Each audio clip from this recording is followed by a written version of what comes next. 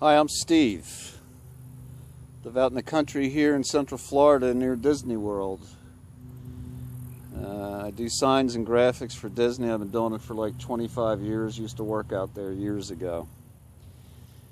I'm here to tell you about miracles. The supernatural. A place the secular world doesn't believe in.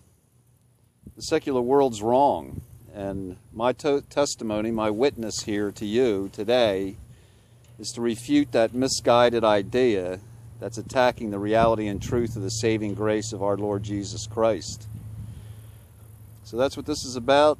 I'm going to tell you a story about the tree that wasn't there. These are things that have happened to me in my life, and I'm getting older, and I just want to tell some people about it, so that you can believe, as I have my whole life. I'm the most ordinary of people. Now early in my 60s, I have some successes in life and some failures, but all in all, just an ordinary guy, soberly assessed, not much of lasting significance for my life. I just lived it. The middle son of 7 children from a Baptist family of the 50s and 60s. My parents took us regularly to church, both of them there for the Sunday service. Church, family, work, friends, school were our life. And I was a very fortunate kid, grown up in Bryn Mawr, Pennsylvania, which is back then a nice small little town on a hill west of Philadelphia on the main line, which is a railroad track that runs out through the rolling hills to Amish country. My dad had his own auto repair business for 25 years. He was the assistant fire chief of our volunteer fire company, the Bryn Mawr Fire Company. 6'4", a big cigar in his mouth, sleeves rolled up. Former race car driver back at the beginning of what NASCAR became. And he strove to set a good example for his children and had a wife and a family that supported him totally and lovingly. I was a favored child of America from a good upstanding family. Very fortunate person. We had all the problems associated with the times back in the 50s and 60s, difficulties in the neighborhood, family squabbles, struggles that ordinary life is. But for us, mostly it was wonderful. My father's generation tried to produce a world that was godly, as their fathers were.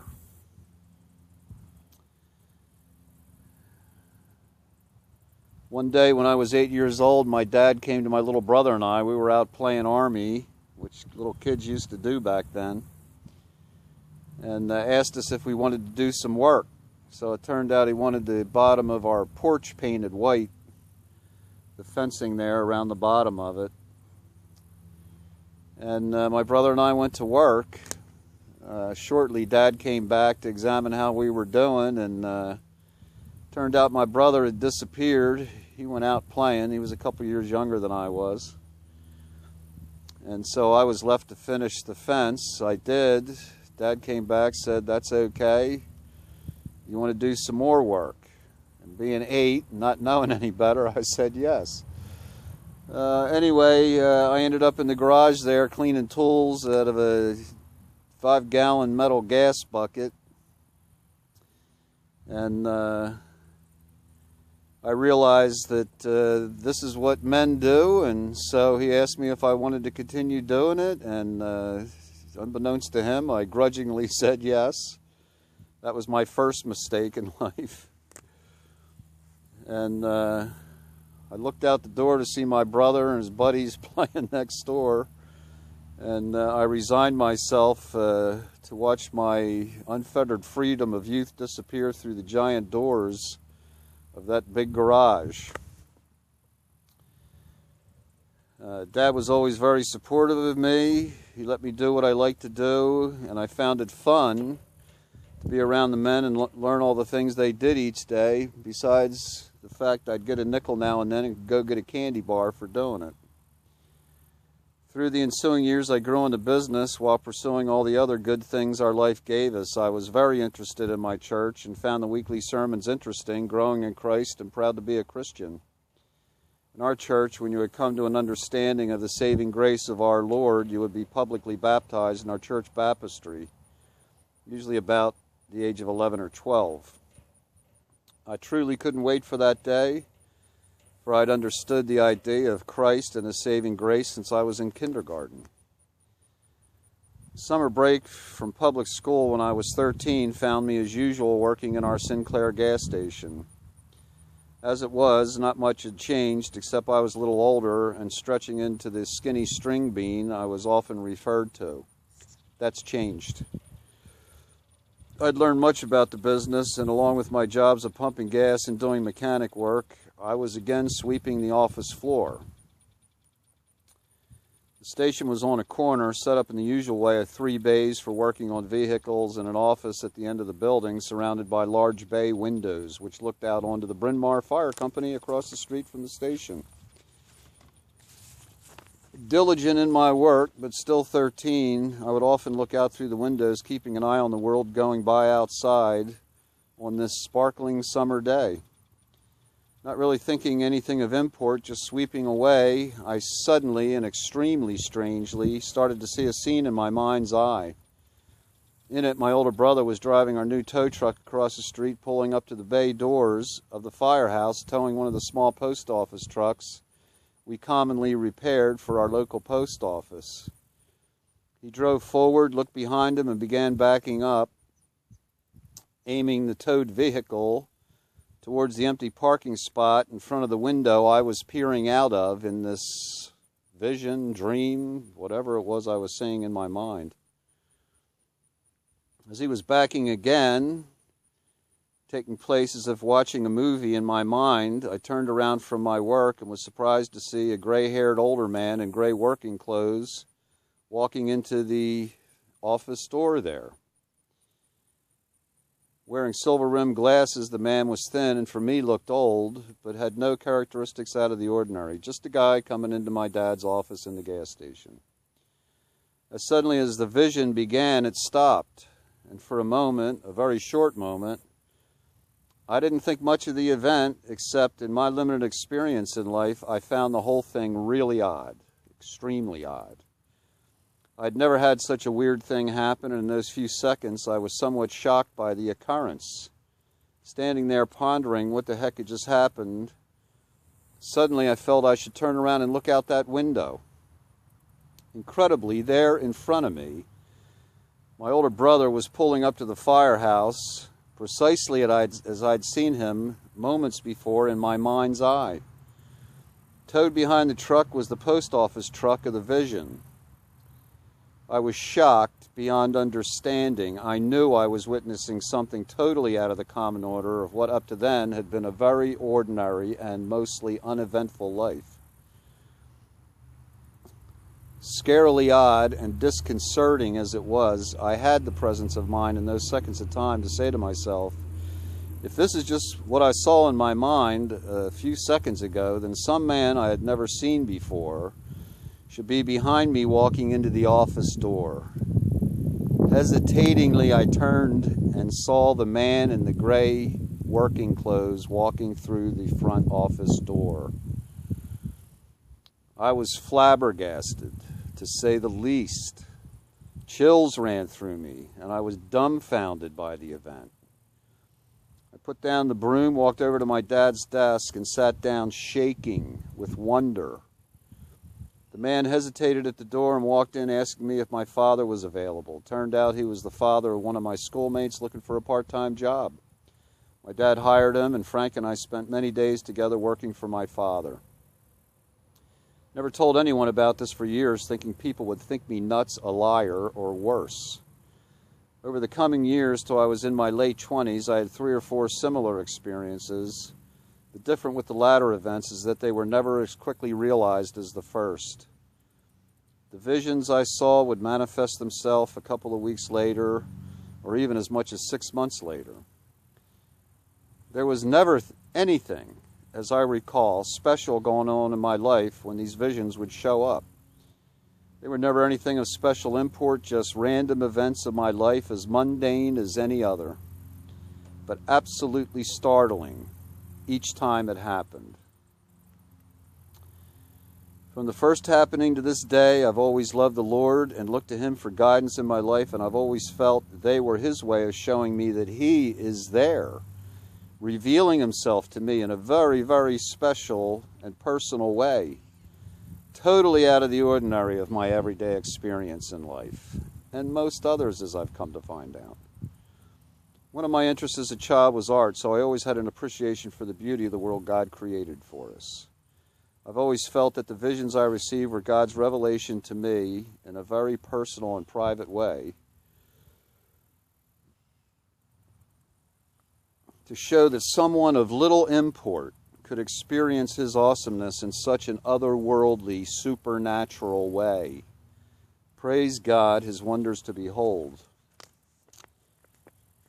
My family moved from Pennsylvania to the east coast of Florida when I was 16 years old, leaving my older siblings who'd left home to pursue their own lives. We started a new life near the beautiful beach in Ormond Beach, Florida. It was a kind of paradise to us from the frozen north, and my brother and I enjoyed working, surfing, motorcycles, and all our home brought. We moved there because I had my youngest twin sisters. One of them had Down syndrome, and she couldn't breathe up north because of the radiators. It would stuff her up. And we went to Florida every year on vacation to see the Daytona 500 race, and she would always clear up when we came to Florida, so my parents felt we should move. Graduating from high school, I shortly attended college, and in 1971 volunteered for the U.S. Air Force to serve in the Vietnam War. I believed in our country and the cause of stopping the communists from the devastation of Vietnam. Though I volunteered to go to Vietnam and was stationed on the West Coast, I was never sent, thank God. To this day, I'm proud of my service and feel it was the right thing to do, not the popular wisdom of then or today. But the truth is, we who served thought it was definitely the right thing to do, and we were proud to serve our country. After the war, I returned to Pennsylvania to marry my childhood sweetheart and attend college. I was fortunate. I went to Philadelphia College of Art and Temple University's Tyler School of Art I graduated from with a BFA in graphic design. Put myself through school, painting signs for several sign companies in the area. After graduating, my wife and I moved to San Jose, California to live. I established a successful sign business and enjoyed the beauty of Central California. After a number of years, we missed our families and started thinking of moving back east to be nearer them. It was a difficult decision because we had a comfortable life and spent a lot of time talking about it. Not able to make a decision, I told my wife I would pray about it and see if I received any guidance from the Lord.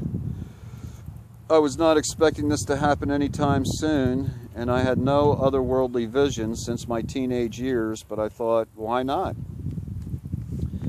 That same night, I prayed as I went to sleep, and I had a very strange dream. It was one of those dreams where you feel the events in it are real until you wake up and realize it's a dream. In the dream, I found myself walking through these two large swinging white doors which opened into a cavernous warehouse-like space. To my delight and surprise, there in front of me were two people dressed in white uniforms wrapping what looked like a large white throne with bright red ribbon. They didn't seem interested in me and kept wrapping the columns and chair of the throne. I looked to my left, and there was a small pirate ship with a blonde-haired girl dressed in white sitting on a gray floor next to it, painting something on its windows. I looked to my right, and there was another man dressed in white painting the toenails of a rather odd-looking small gray elephant. I looked up and about the room, and the 30-foot walls were covered with what looked like big cutouts of various cartoon characters I'd seen through life. I thought this must be Santa's workshop or some strange place where unhappy people did what looked to me like various jobs that were fun to do. The odd thing was I could feel their feelings, and in spite of what looked like a fun thing they were doing, they were not happy. Some of them actually seemed sad. I couldn't understand this, especially in light of the fact that in the dream I felt very happy and contented in this strange and wonderful place. The dream ended, and shortly I found myself waking up to another day in my bedroom next to my wife in San Jose. Having told my wife I would pray about our moving, I related the events of my dream to her. Though I found it very different from other dreams I'd had, I thought it had a positive slant to the question I'd asked to be answered. I told her if the cartoon place I'd been in, the somewhat sad-hearted people I'd seen, and the feeling of contentment I had being there. So I said I thought the answer was we would have a positive life after our move, and I put this incident behind me and got on with our lives. Shortly thereafter, we moved to Florida, where my family lives. In the 2 years we had moved to Central Florida again, I acquired a position in the Walt Disney World theme park near Orlando as a sign painter and graphic artist in the Central Shop's sign and pictorial department. The work was interesting to me, and I enjoyed working with the 52 other people in our department.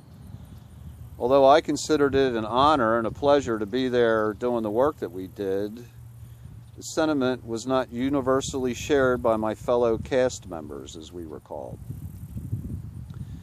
The second Christmas of my tenure with Disney was approaching, and one day prior to Christmas, I relived the dream I'd had 2 years ago in California. One day I was walking through the layout area where we would set up layouts for silkscreen printing from our photostat camera. As I walked towards the 2 large swinging doors that led to the large bay area connected to our shop, I suddenly felt I had been there before and knew this was odd. As I opened the doors in front of me, one of my friends that I worked with was wrapping Santa's throne with wide red ribbon. An associate of ours was there with him, just as in the dream, and I knew this must be another one of those instances where I was seeing the future. To confirm this, I looked to my left, and there was another friend painting the pirate ship windows to one of the fantasy rides from the Magic Kingdom, which we regularly refurbished. I gazed to my right, and another friend was painting the toenails of an elephant from the Dumbo ride in the Magic Kingdom. Again, I was shocked by this, oh so real, revelation from God that all is not what it seems in the face of our lives. I looked up, and there were all the cartoon figures I'd seen in the dream festooning the high walls of the bay. The images from the past stopped, just as in the dream. This was the most obvious recitation of the future I've experienced in life, and it was awesome in its unfolding. I was no longer a young teenager seeing these things in life, but a middle-30s father and husband watching the future unfold before me in real time. And it was astounding. To this day, I don't know why I've been given these revelations in my life. As a Christian, as I've said, I see it as the Lord letting me know in His way that He is here in life with me and you. Confusing and disconcerting to me as it has been, I've always taken some comfort in the harrowing fact. It is amazing that this awesome being who created the universe sent His Son to die for me, to forgive me of my sins, and carries us through this veil of tears and joy called life. He would have any interest in me. Glory to God for His love of the great and the small like me. In the ensuing years, I've never had any of these future seeing events again. That's like 30 years ago. My life has taken many twists and turns for the good and ill, and I have looked for more of these visions. Till now, nothing more has shown up. I don't place any significance to that except to know that these events in my life have been life-affirming, and that we, in our darkness and our light, are cared for by a God who does exist and is active in our world and our lives. We are not alone in our battles with life. If so, how in the world could I have seen those various events from a life I had not yet lived and could not have imagined? The Bible states God saying, "I knew you before you were."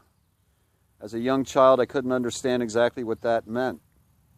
After God revealed these things to me, I no longer question its meaning.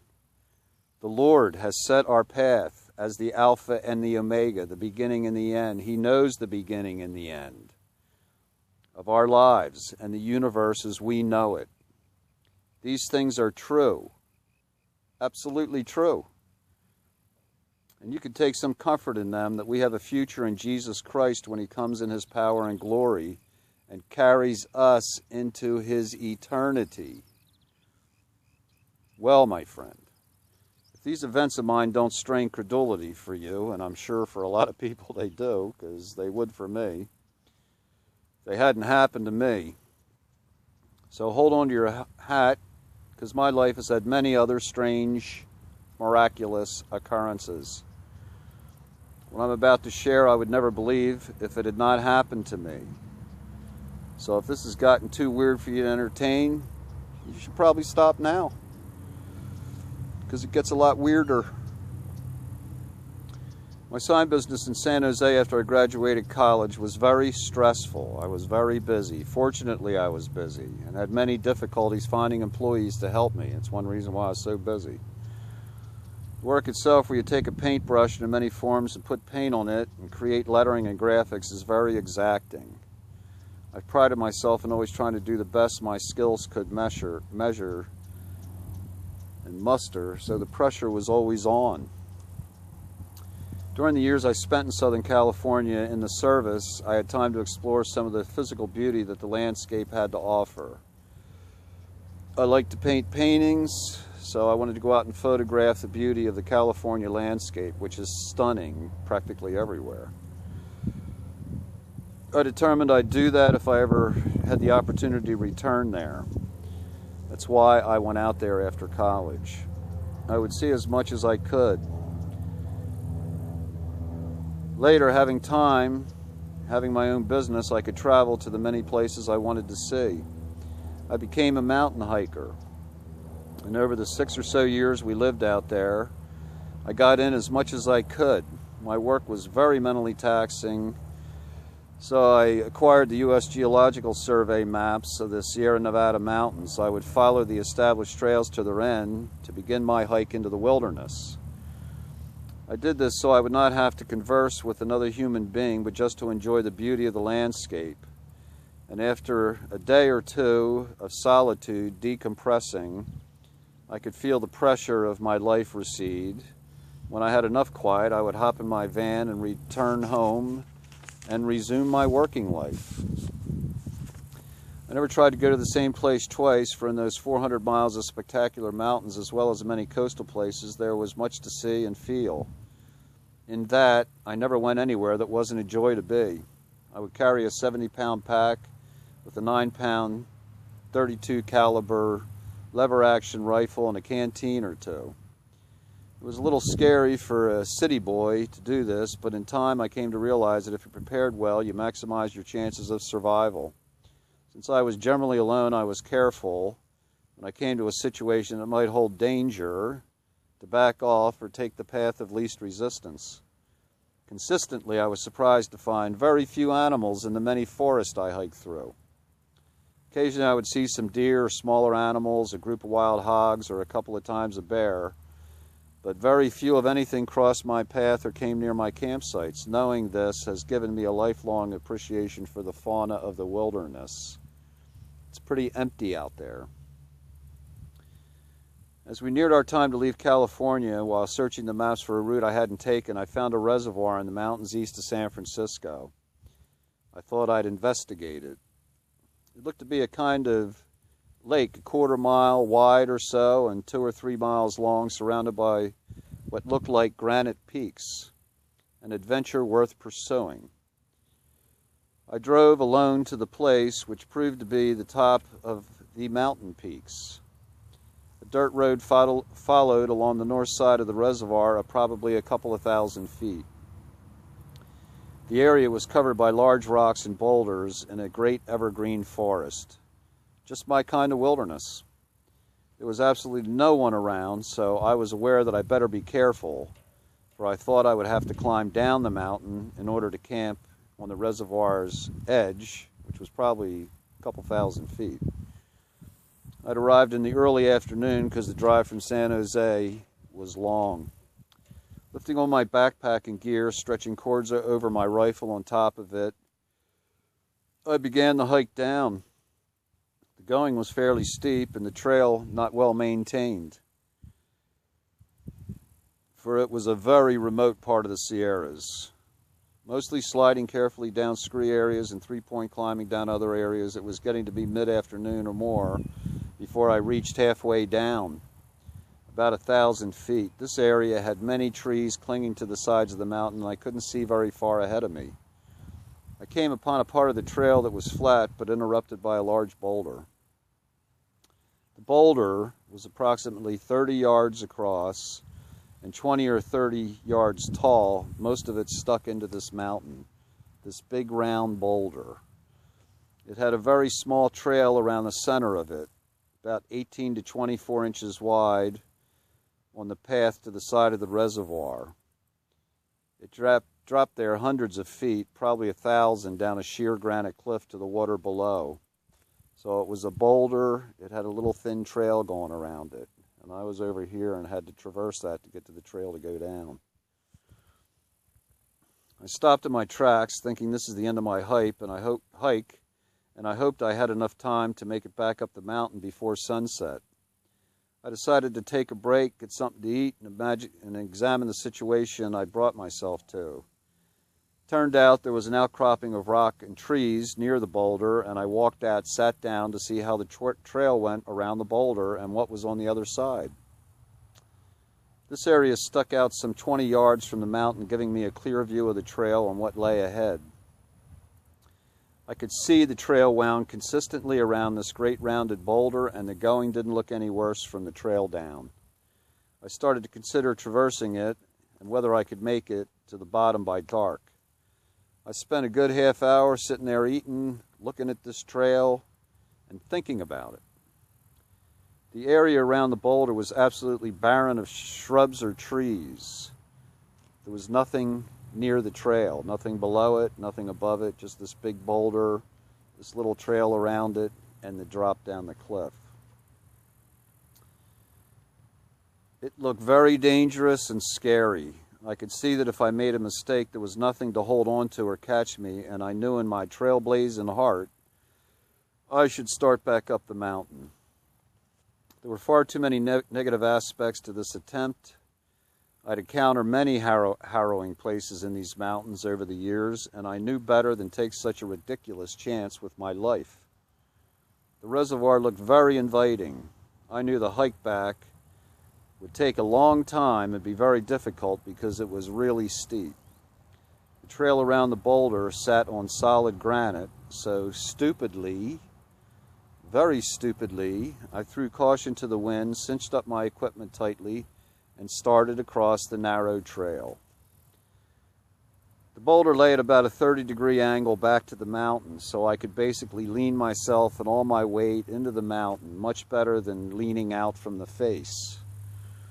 The path was solid and more than wide enough to place my feet solidly, and I figured if I kept 3 points of my body on the boulder at all times and moved glacially, I could make it. Inch by inch, foot by foot, by hand move, I moved across the face extremely carefully, assuring my stability before I moved another hand or foot. In about 15 minutes, I was halfway to the other side and feeling pretty good about my progress. The scene around me was stunning. The thin ribbon of lakes surrounded by 2,000 or 3,000 feet of granite mountain peaks with 1,000 feet of sheer cliff below me was exhilarating. Every fiber of my being was electrified with the intensity of the moment. It was scary, but pretty exciting and really beautiful. Suddenly, inextricably, and I mean inextricably, I was looking at the bright, clear blue sky above.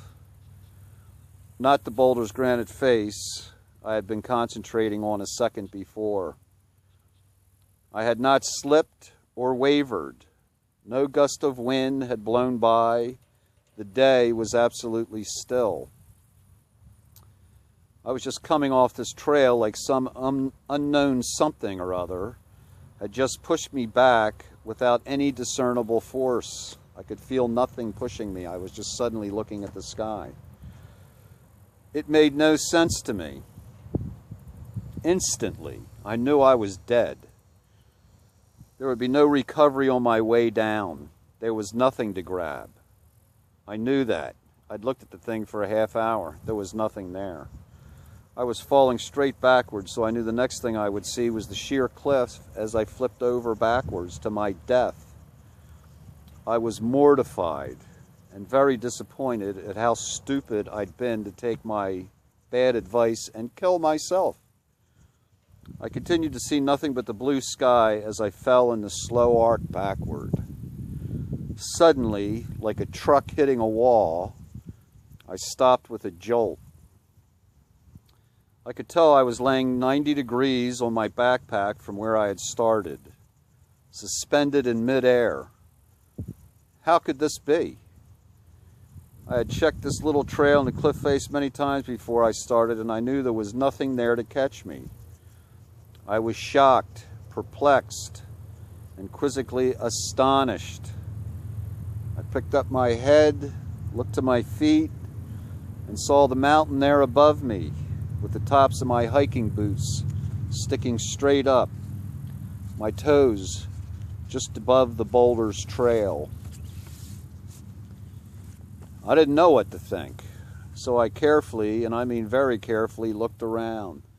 I looked to my left, I looked to my right.